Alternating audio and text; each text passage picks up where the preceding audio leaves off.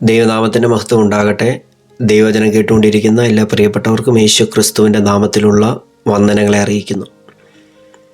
ഈ കേൾക്കാൻ പോകുന്ന ദൈവവചനം നിങ്ങളുടെ ആത്മീയ ജീവിതത്തിന് ഏറ്റവും അനുഗ്രഹമായി തീരട്ടെ എന്ന് പ്രാർത്ഥിക്കുകയാണ്. നമ്മളെ ആശ്വസിപ്പിക്കുന്ന, ധൈര്യപ്പെടുത്തുന്ന ദൈവത്തിൻ്റെ വചനം ഓരോ ദിവസവും നമുക്ക് കേൾക്കാൻ കഴിയുന്നത് വളരെ അനുഗ്രഹമാണ്, ഭാഗ്യമുള്ള അവസ്ഥയാണ്. പ്രിയമുള്ളവരെ, ഇന്നത്തെ ദൈവജന സന്ദേശത്തിന് ഒരു തലക്കെട്ട് നൽകിയാൽ ഇങ്ങനെ പറയാം.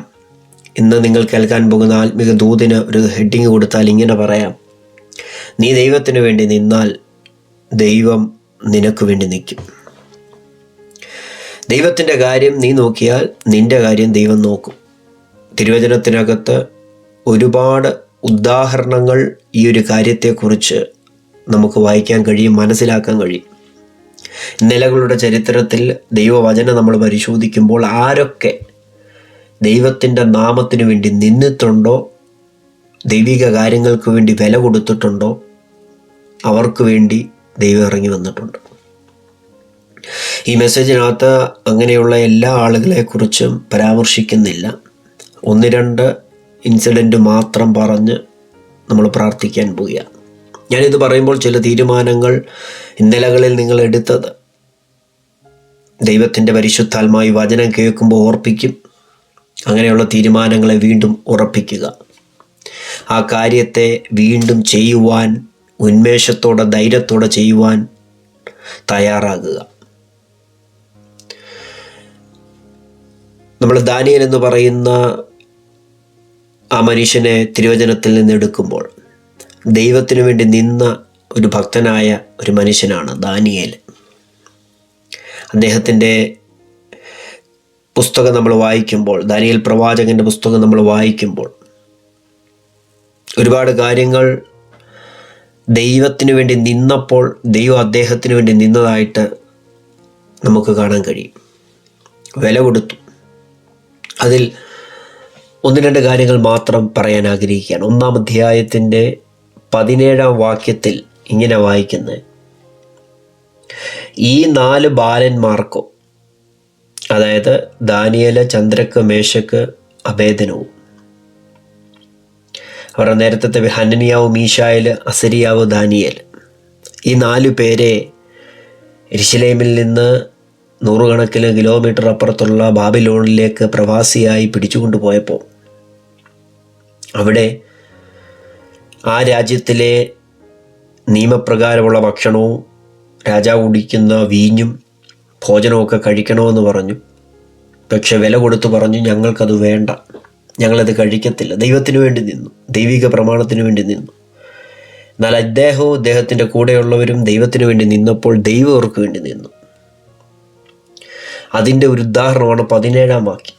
17-ാം വാക്യത്തിൽ വായിക്കുകയാണ്: ഈ 4 ബാലന്മാർക്കോ ദൈവം സകല വിദ്യയിലും ജ്ഞാനത്തിലും നിപുണതയും സാമർഥ്യവും കൊടുത്തു. കണ്ടോ, ദൈവം കൊടുത്തു.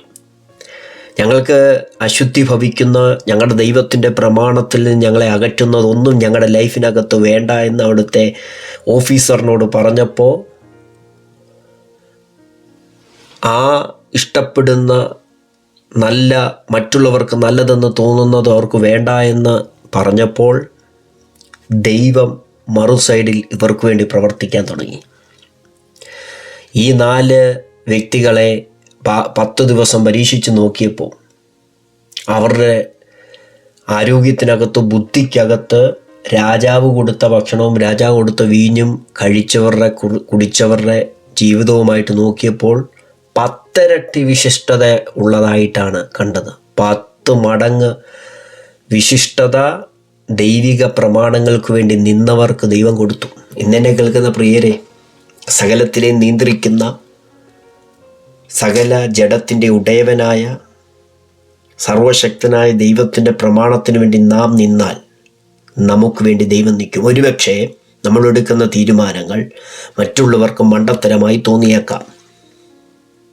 നമ്മുടെ മനസ്സുപോലും, നമ്മുടെ മാനുഷിക ബുദ്ധി പോലും ഒരുപക്ഷെ നമ്മളോട് പറഞ്ഞേക്കാം: നിനക്ക് നഷ്ടമല്ലേ, നിനക്ക് അബദ്ധമല്ലേ, ഇങ്ങനെയൊക്കെ ആരെങ്കിലും ചെയ്യുമോ, ഇങ്ങനെയൊന്നും ചെയ്യണ്ട എന്ന് മാനുഷികമായ നിലയിലുള്ള ചിന്ത നമ്മോട് പറയുമെങ്കിലും എടുക്കുന്ന തീരുമാനങ്ങൾ, എടുക്കുന്ന സ്റ്റെപ്പ് ദൈവത്തിനു വേണ്ടിയാണെങ്കിൽ, ദൈവവചനം അനുസരിക്കുക എന്നുള്ള കാര്യത്തിനു വേണ്ടിയാണെങ്കിൽ ഉറപ്പ് പറയാം, ദൈവം നിനക്ക് വേണ്ടി പ്രവർത്തിക്കാൻ തുടങ്ങും. തമ്പുരാൻ്റെ കരം നിനക്ക് വേണ്ടി ചലിക്കാൻ തുടങ്ങും. അത് ദാനിയേലിൻ്റെയും കൂട്ടുകാരുടെയും ചരിത്രം അതിന് തെളിവാണ്. ദൈവം ഈ ബാലന്മാർക്ക് കൊടുത്തെന്നാണ് പറഞ്ഞത്. ഒന്ന് പറയാമോ? ദൈവം കൊടുക്കുമെന്ന് പറഞ്ഞു. ഞാൻ ദൈവത്തിന് വേണ്ടി നിന്നാൽ ദൈവം എനിക്ക് വേണ്ടി ചിലവ് തരുമെന്ന് പറഞ്ഞു.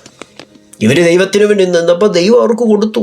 സകല വിദ്യയിലും ജ്ഞാനത്തിലും നിപുണതയും സാമർഥ്യവും കൊടുത്തെന്ന് പറഞ്ഞു വരുമ്പോൾ ഒരു സെൻറ്റൻസ് മാത്രമേ ഉള്ളൂ.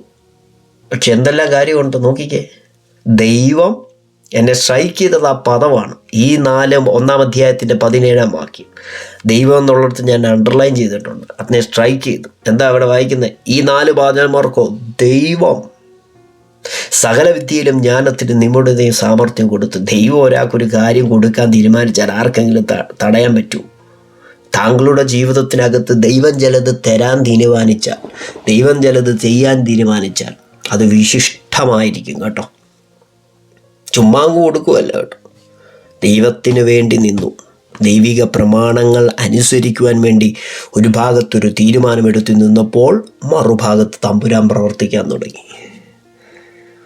പല പ്രാവശ്യം ഈ ദൈവജന ശുശ്രൂഷയ്ക്കകത്ത് പറഞ്ഞിട്ടുള്ളതാണ്. 1 അധ്യായത്തിൻ്റെ 9 വാക്യം. അതാണ് ഒന്നാമത്തെ റിസൾട്ട് എന്ന് പറയുന്നത്. അവർ ഈ കാര്യം ഞങ്ങൾ കുടിക്കത്തില്ല കഴിക്കത്തില്ലെന്ന് പറഞ്ഞപ്പോൾ ആ റിക്വസ്റ്റ് ആ മനുഷ്യൻ സ്വീകരിച്ചു, ആ ഓഫീസർ സ്വീകരിച്ചു. അസാധ്യമായൊരു കാര്യം അവരോട് പറഞ്ഞപ്പം ആ ഓഫീസർ അവർ സ്വീകരിച്ചു, അവരെ അംഗീകരിച്ചു. അവർ പറയുന്നത് പോലെ ഉള്ള ഫുഡ് അവർക്ക് കൊടുക്കാൻ തീരുമാനിച്ചു. 9 വാക്യത്തിൽ വായിക്കുന്നത്, ദാനിയേലിനും ഷണ്ഡാധിപൻ്റെ മുമ്പിൽ ദയയും കാരണവും ലഭിപ്പാൻ ഇടവരുത്തി. ദൈവം ഇടവരുത്തി കേട്ടോ. ദൈവം ഇടവരുത്തും ചില കാര്യങ്ങൾ. ദൈവം സംഗതി വരുത്തും. ദൈവം ചിലത് ചെയ്യാൻ പോവാം. നീ ദൈവത്തിന് വേണ്ടി നിന്നത് കണ്ട് നിനക്ക് വേണ്ടി ദൈവം ചിലത് ചെയ്യാൻ പോവാം. ഒരു പ്രാർത്ഥനയും വേസ്റ്റല്ല, ഒരു ഉപവാസവും വേസ്റ്റല്ല, ഒരു വിശ്വാസവും വേസ്റ്റല്ല, ഒരു ബൈബിൾ വായനയും വേസ്റ്റല്ല. ദൈവത്തിന് വേണ്ടി ചെയ്യുന്നതൊന്നും വേസ്റ്റല്ല, അതേ നിലനിൽക്കത്തുള്ളൂ. ആകാശം മാറും, ഭൂമി മാറും, എൻ്റെ വചനത്തിന് മാറ്റമില്ല. ലോകം അതിൻ്റെ മോഹം ഒഴിഞ്ഞു പോകും. ദൈവ ഇഷ്ടം ചെയ്യുന്നവനോ എന്നേക്കും ഇരിക്കും, മാറ്റമില്ല. 3 ഇവരുടെ ജീവിതത്തിൽ 19 വാക്യത്തിൽ ഇങ്ങനെ കാണുന്നത്.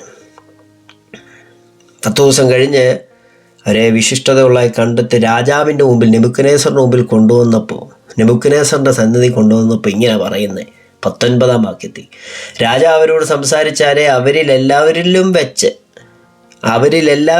പിടിച്ചുകൊണ്ട് വന്ന സൗന്ദര്യമുള്ള സുന്ദരന്മാരായ ബുദ്ധിയുള്ള വ്യക്തികളിൽ നിന്ന് ദാനിയേല്, ഹനനിയാവ്, മീശായേൽ, അസരിയാവ് എന്നിവർക്ക് തുല്യമായി ഒരുത്തനെയും കണ്ടില്ല. ഇതാരാ ഇങ്ങനെ കാര്യങ്ങളെ തിരിച്ചത്? ഇവർ സേവിക്കുന്ന, ഇവരാരുടെ പ്രമാണത്തിന് വേണ്ടിയാണ് നിന്നേ? ആ ദൈവമാണ് ഈ രാജകൊട്ടാരത്തിനകത്ത് ചില ചലനങ്ങൾ സംഭവിപ്പിച്ചത്. പ്രിയമുള്ളവരെ, സകലത്തെയും സൃഷ്ടിച്ച സർവശക്തനായ, സർവജ്ഞാനിയായ, സർവവ്യാപിയായ, സകല മനുഷ്യനെ നിയന്ത്രിക്കുന്ന, സകല കാര്യങ്ങളെ നിയന്ത്രിക്കുന്ന സർവശക്തനായ ദൈവത്തിൻ്റെ പ്രമാണത്തിനു വേണ്ടി നിന്നാൽ രാജാവിൻ്റെ കൊട്ടാരത്തിനകത്ത് പോലും ചലിക്കാൻ ഈ ദൈവത്തിൻ്റെ ശക്തിയുണ്ട്. ആമേൻ. കർത്താവിൻ്റെ കാര്യത്തിനു വേണ്ടി നീ ചുമല് കൊടുക്കുക. അവിടെ നമ്മെ തള്ളിക്കളയുന്ന ദൈവമല്ല. അവിടുത്തെ നാമത്തെ വിളിച്ചപേക്ഷിക്കുന്ന ഏവനും രക്ഷിക്കപ്പെടും. അവിടുത്തെ നാമത്തെ വിളിച്ചപേക്ഷിക്കുന്ന ഒരുത്തനും ലജ്ജിച്ചു പോകത്തില്ല. വിശ്വസിക്കുന്ന ഒരുത്തനും ലജ്ജിച്ചു പോകത്തില്ല. വിശ്വസിക്കുന്നവർ ഓടിപ്പോകത്തില്ല. ആമേൻ. 2 ദിനവൃത്താന്ത പുസ്തകത്തിൽ ഒരു രാജാവിനെ കുറിച്ച് പറയുന്നുണ്ട്.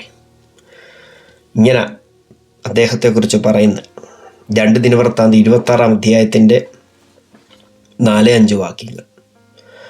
അവൻ തൻ്റെ ഉസിയാവെന്ന് പറയുന്ന രാജാവിനെ കുറിച്ചാണ് പറയുന്നത്. അവൻ തൻ്റെ അപ്പനായ അമസ്യാവ് ചെയ്തതുപോലൊക്കെയും യഹോവയ്ക്ക് പ്രസാദമായത് ചെയ്തു. ദൈവഭയത്തിൽ അവനെ ഉപദേശിച്ചു വന്ന സക്കരിയാവിൻ്റെ ആയുഷ്കാലത്ത് അവൻ ദൈവത്തെ അന്വേഷിച്ചു. എന്തൊക്കെ കാര്യങ്ങളാണ്? 1, അവൻ്റെ അപ്പനായ അമസ്യാവ് ചെയ്തതുപോലെ യഹോവയ്ക്ക് പ്രസാദമായി. എല്ലാവരും കൂടെ ചേർന്ന് പറഞ്ഞ യഹോവയ്ക്ക് പ്രസാദമായത് ചെയ്തു. 2, ദൈവഭയത്തിൽ അവനെ ഉപദേശിച്ചു വന്ന സെക്കരിയാവിൻ്റെ ആയുഷ്കാലത്ത് അവൻ ദൈവത്തെ അന്വേഷിച്ചു. 1, ദൈവത്തെ പ്രസാദിപ്പിച്ചു. 2, ദൈവത്തെ അന്വേഷിച്ചു. ഈ 2 കാര്യങ്ങൾ നമ്മുടെ ജീവിതത്തിനകത്ത് ചെയ്താൽ 3ാമത്തെ അനുഗ്രഹം അവിടെ കിടപ്പുണ്ട്. അവൻ യഹോവയെ അന്വേഷിച്ച കാലത്തോളം ദൈവം അവന് അഭിവൃദ്ധി നൽകി. Praise the Lord. 1, ദൈവത്തെ പ്രസാദിപ്പിച്ചു. 2, ദൈവത്തെ അന്വേഷിച്ചു. ദൈവത്തെ അന്വേഷിച്ച ആ പീരീഡിനകത്ത് തിരുവചനത്തിനകത്ത് വായിക്കുന്നതാണ്, അവൻ യഹോവയെ അന്വേഷിച്ച കാലത്തോളം ദൈവം അവനെ അഭിവൃദ്ധി നൽകി.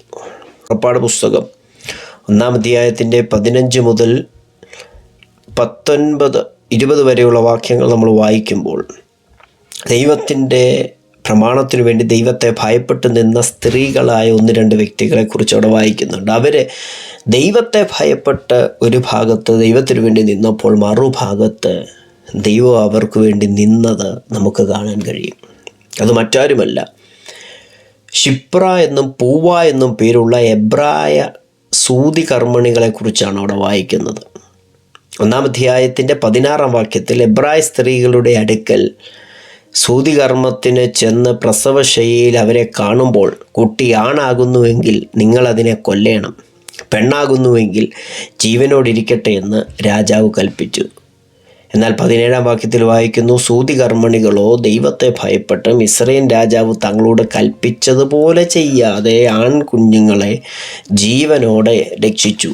17-ാം വാക്യത്തിൽ ഇങ്ങനെ വായിക്കുന്നു, സൂതികർമ്മിണികളോ ദൈവത്തെ ഭയപ്പെട്ട് മിസ്രയീം രാജാവ് തങ്ങളോട് കൽപ്പിച്ചതുപോലെ ചെയ്യാതെ ആൺകുഞ്ഞുങ്ങളെ ജീവനോടെ രക്ഷിച്ചു. Praise the Lord. ഒരു ഭാഗത്ത് രാജാവ് നിയമം കൽപ്പിച്ചപ്പോൾ ആ നിയമത്തെ ഭയപ്പെടാതെ ദൈവത്തെ ഭയപ്പെട്ടപ്പോൾ അവിടെ വായിക്കുന്നത് ഇങ്ങനെയാണ്, അപ്പോൾ മിസ്രയീം രാജാവ് സൂതികർമ്മികളെ വരുത്തി, ഇതെന്തൊരു പ്രവൃത്തി, നിങ്ങൾ ആൺകുഞ്ഞുങ്ങളെ ജീവനോടെ രക്ഷിക്കുന്നത് എന്ത് എന്ന് ചോദിച്ചു.